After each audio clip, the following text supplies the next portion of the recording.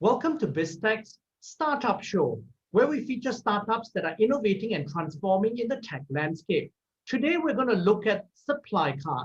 Now, Supplycart is a Malaysian-based online B2B service management platform for products, multi-services, and related procurement in office management. Now, it's a web-based platform that allows clients and vendors to enable a fully digital process from sourcing to order processing, vendor management, and invoicing.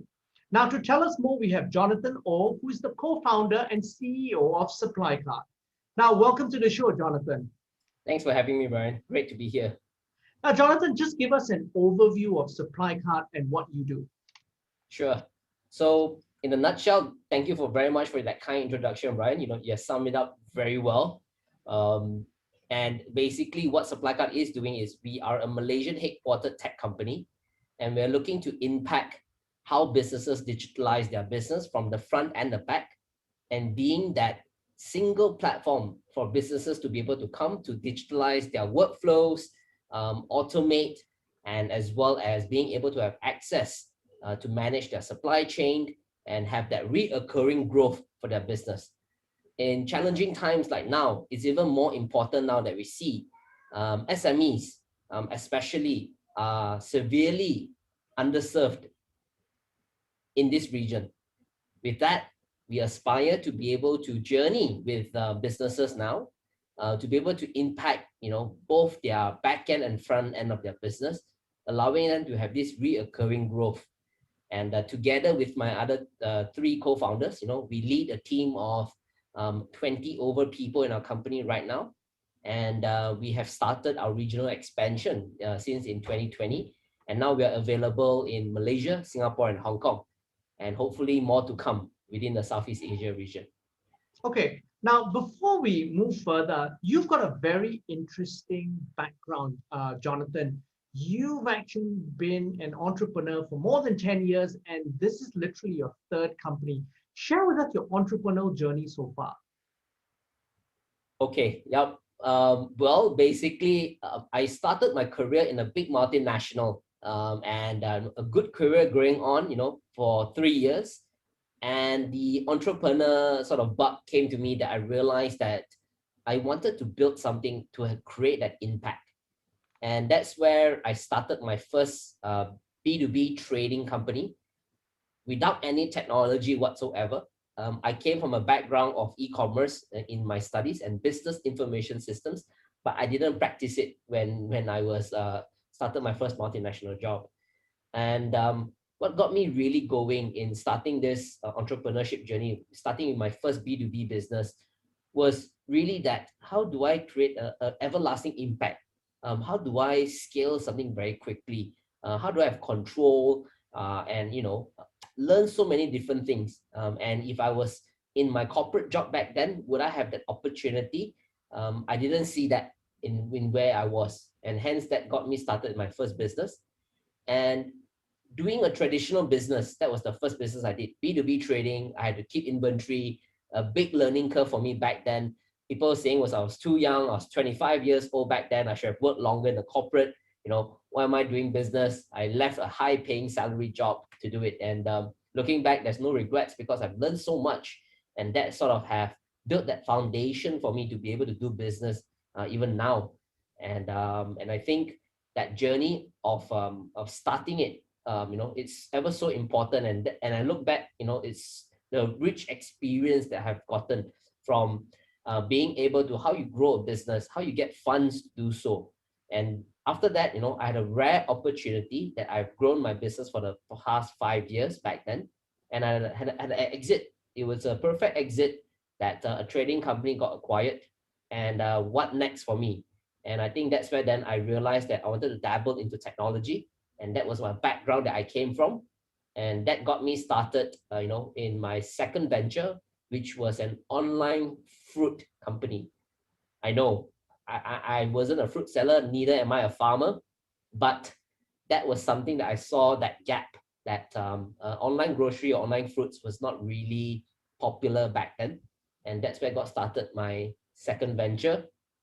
And ultimately, my third venture, which is Supplycart, would be then very much focused in going back to my roots in terms of how can I impact businesses. And I think Supplycart is that perfect a company that we have built so far into a regional company to be able to impact businesses throughout the region.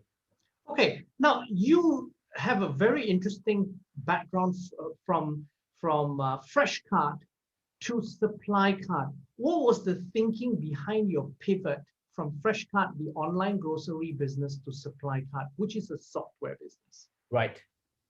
Good question, Brian. So we, as much as we enjoyed that online groceries back then at Freshcart, what we felt was it was a very expensive business and that required a lot of funds, which we didn't anticipate. For example, during those days, to be able to hold inventory or as well as logistics was the biggest challenge. 3PL practically didn't really exist back then, and the only solution was either we have our own fleet or we needed to work with the courier companies or very little third-party logistics. So I would say at that time we were ahead of our time, and we were serving actually two markets back then. We had the consumer side of things, which contributed to about 80% of our revenue back then, and we had 20% that were from corporates. So with that in mind, with limited access to funds at that time, we had to make a very important decision as a company and even as an entrepreneur that where do we go from here? And we realized that at that point in time, B2C was coming up. There's a lot of players in B2C, but the B2B was really a very underserved market. There were not many B2B marketplaces back then. And that's where then that pivot from Freshcart to Supplycart happened, that we decided to focus on that 20% of that B2B business and move that to a B2B marketplace.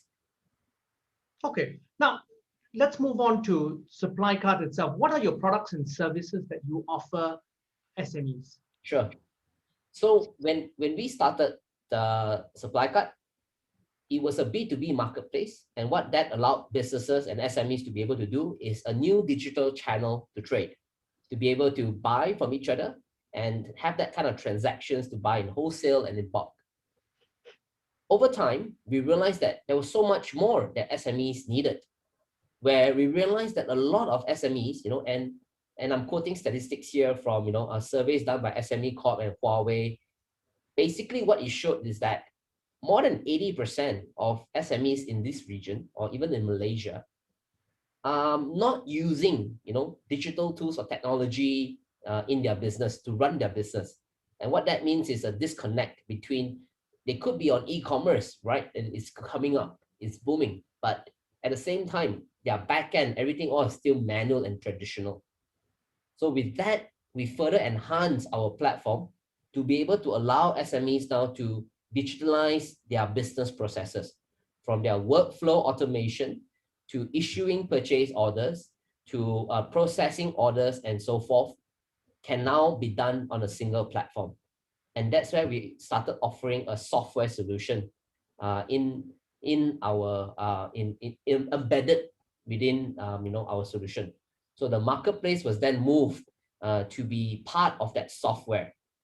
And finally, so it's an internal marketplace then. It's become an internal marketplace among your customers. Yes, we have now created an internal marketplace, but the opportunity to have it open to be found by different people regionally as well is there.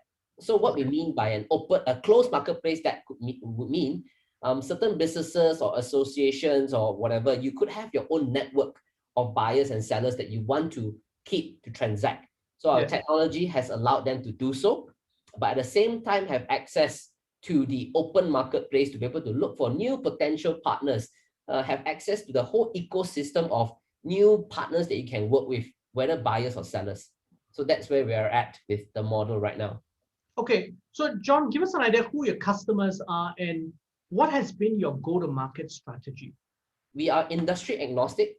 Currently, our software, we have more than 4,000 companies on our database. We are tracking 68 industries on our platform right now.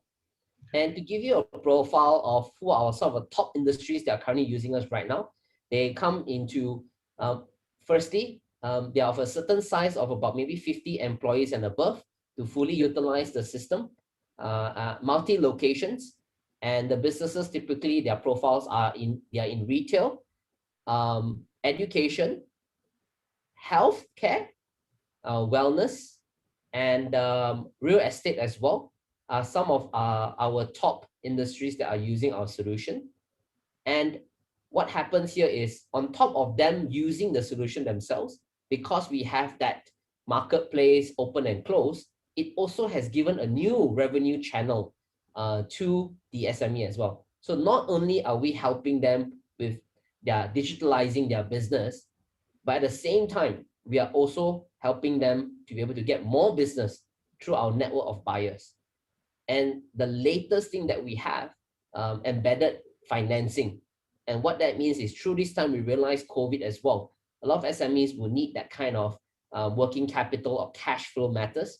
Yep. And because our system is built on open integrations, we have integrated with a very prominent local bank, fintech partners that are able to then help these SMEs and our sellers and buyers to be able to have access to this capital. So which bank is this and who are your fintech partners?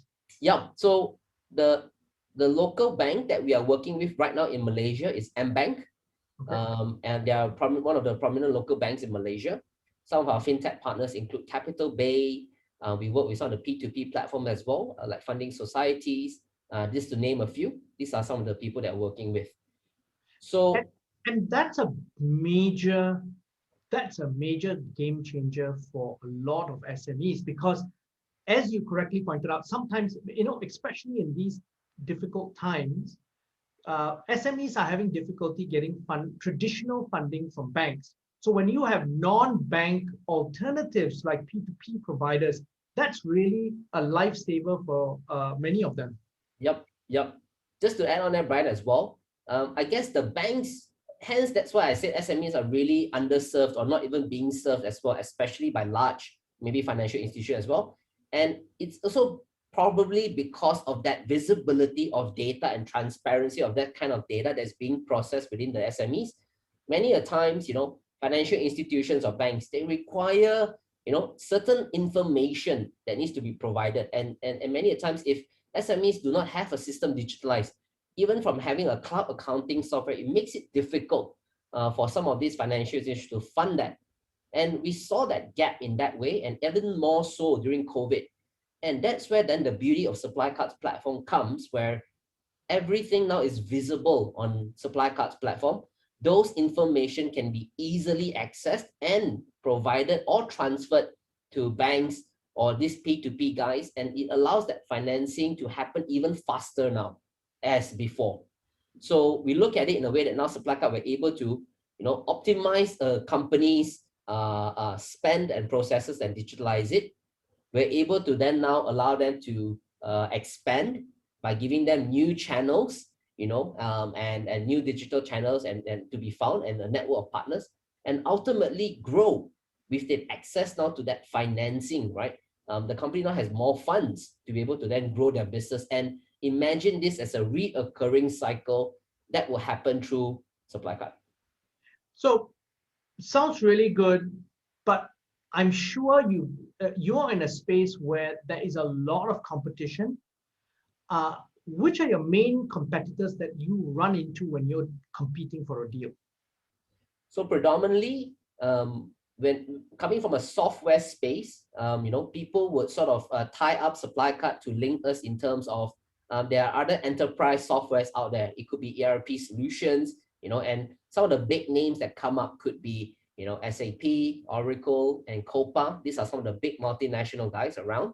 Mm-hmm. These are some of the names that sometimes we get.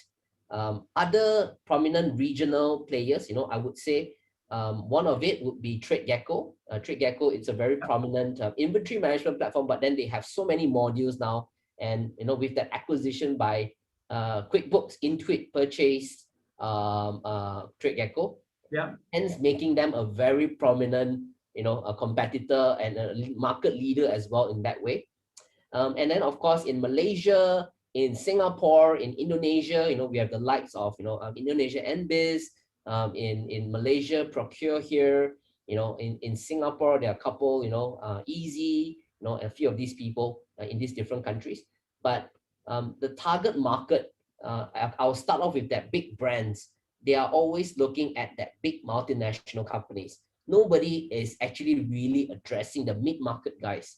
And that's where then Supplycart is looking to differentiate ourselves, that we want to create a scalable solution that is targeting the mid-market size companies, comparing to some of the other local solutions that are pretty much, sometimes customizing those build or software building by clients' requirements only. So that's not a direction that Supplycart is going.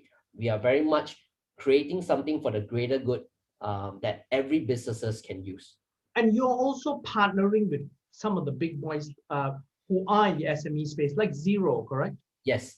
So the other differentiator, it's because, and you asked earlier, what will be our go-to market strategy? Yeah. A very big strategy for us is to be able to have these open integrations and integrate with these different partners, and ultimately having that seamless end-to-end flow, right?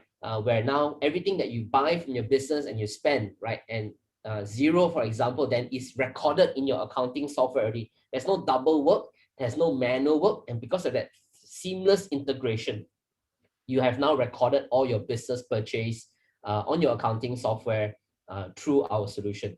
So that would be something that we are going after, and a key strategy for us to continue our expansion. The partnership and collaboration with the banks and fintech one as well, P2P lenders, that is also a direction that we are going after, right? After you've done the transactions, it's recorded in your accounting software. I would like to be able to finance those purchases or even pay for those purchases. And in this instance, that integration with the financial institutions or fintech companies would then facilitate that whole end-to-end already. So then that will also impact your business model, correct? Because today you probably have a licensing model as your revenue model. Yes. And what are you looking at evolving that into? So the main revenue would be that licensing model of our software. And the other models then would be through referrals and that partnership program that we'll be building. And in that instance, then we will be able to have that revenue share from transactions or payments as well. Okay. Now, the Malaysian government has promoted digitalization and digital transformation among SMEs, because SMEs prior to COVID have been very slow to adopt digital technologies. What are some of the government initiatives that SMEs can take advantage of to help them in this journey? Yep. A great question. And I think it's such an important time right now, for SMEs, to be able to have that assistance or even guidance on how to, evolve their business and move away from, change and adapt to the current situations right now. So I have to say that the government has quickly sort of responded to such a need, especially SMEs being the backbone of our economy. And some of the areas that SMEs now have access to would be, the Penjana funds. And there are numerous Penjana funds out there. And one of it that we are part of is, we are was appointed to be MDEX technology service provider. And what that means is SMEs now that are part of this technology service provider platform, if they want to implement such a solution like Supplycart solution, they'll be able to have a grant or a subsidy, from anywhere between 50% that is subsidized, or a grant, up to, to subsidize that whole thing for the SME to be able to digitalize. So what is the hurdle rate? I mean, is there a minimum, a maximum? How much is it? It depends on our solution, how much we charge. So for SMEs, it was like up to anywhere between, like, they could subsidize up to 5,000, and the grant can go up to 250,000 per SME for that. They call it the smart automation grant. Just one area that is helping SMEs to digitalize. The other whole area then is the banks being able to then now think about how can we sort of have these kind of loans as well that the government can sort of guarantee some of these loans to be able to have SMEs then to have this, cash flow, additional cash flow and whatsoever to continue. So, I think these are some of the key things that the government is doing.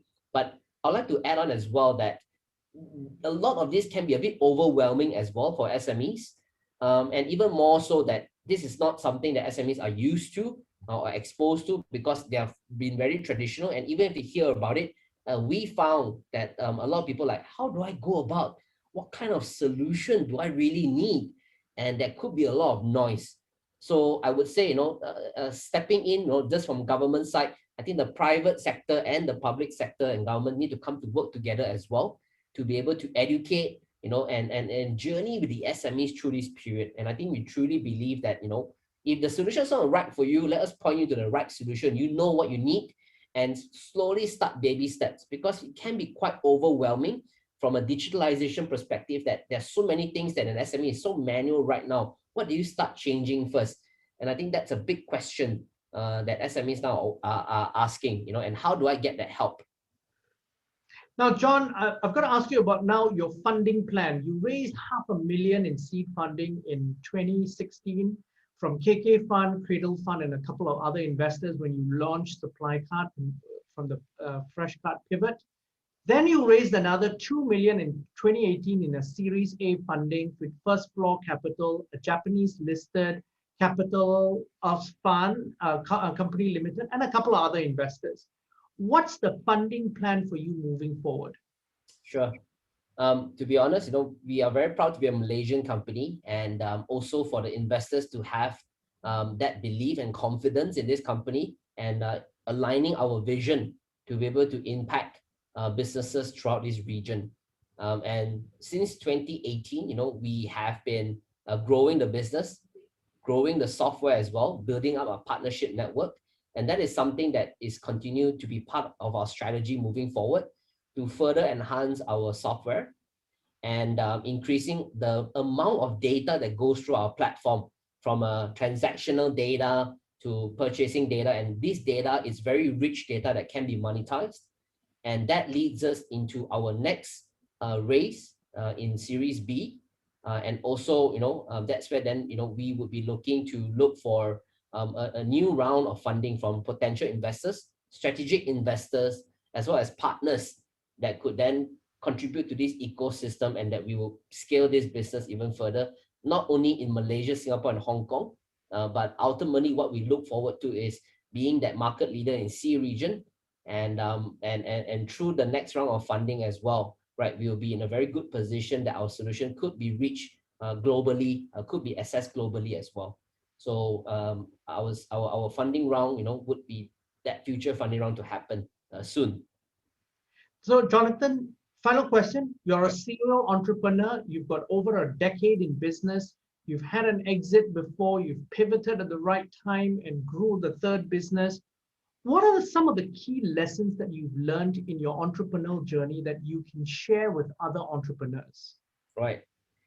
So good question, and I'm really very passionate about entrepreneurship, and I think that's something that people will ask, is entrepreneur born, or what, and I believe it's not. It's through all these experiences that have allowed me to be able to do business for the past 10 years. And I think what I have gained out of it, and maybe some of the challenges that I see that I faced throughout the years of the different businesses, I would say, having really pure grit is important. And I didn't want to use the word just passion alone, but being able to have passion combined with, grit, determination, perseverance are ever key attributes that I realized that an entrepreneur needs to go through it. And I think that's what I saw for myself. And personally, I felt as well, doing business, being in an entrepreneurship journey, it shouldn't be a one-person journey. And that's where then I have structured my businesses in a way where I have always co-founders. And if you ask me my personal opinion, having 3 co-founders together, it's a very good mix. And I would say that I have learned that not to look for co-founders that is similar to me, or even my skill sets or my talent, but very much complementary. And that's what I have found with my other co-founders as well, that all of us bring different areas and different contribution and our key strength in different areas. And I think that is very key for any business to be able to succeed, to have that kind of combination and synergy among the founders. Another thing as well, I would say is, as an entrepreneur, I wasn't afraid to change. If I maintain a certain way or kept doing the same thing and expecting different results, I wouldn't think that the company will continue to grow. And I think that's ever so important to be able to identify if market trends, like even in this pandemic, can the business still maintain that current business model? Taking that leap of faith and also that courage to, of course, calculated, run through many scenarios, that a pivot that needs to happen, then we were not afraid to make that pivot because it was the most, in a way, calculated, and we foresee the trend moving that way. So do not be afraid to change. Jonathan, fascinating conversation. Thank you very much for taking the time to come on the show. Thanks, Brian. Thank you for having me. Looking forward to connect with anybody and just discuss anything. I'm Brian Fernandez, and I've been speaking to Jonathan Oh, co-founder and chief executive officer of Supplycart on Biztech's Startup Show. This video will be on our Facebook and LinkedIn sites, as well as our website, www.biztech.asia. Please like and subscribe to our various platforms. Thank you very much for tuning in.